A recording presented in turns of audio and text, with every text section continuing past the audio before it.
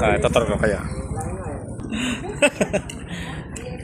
Pasok tayo sa loob ng palengke. Baka matapon yung kape mo. Ito yung ano pag nagmamadali ka. Pinatanghali tayo.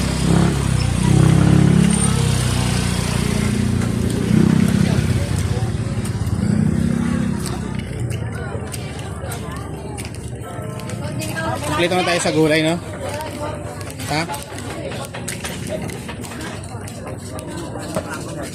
Bibili pa ba tayo saging?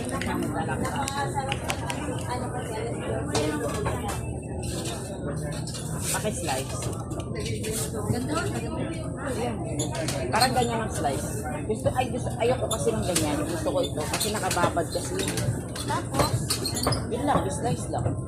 Gaganto yung isa.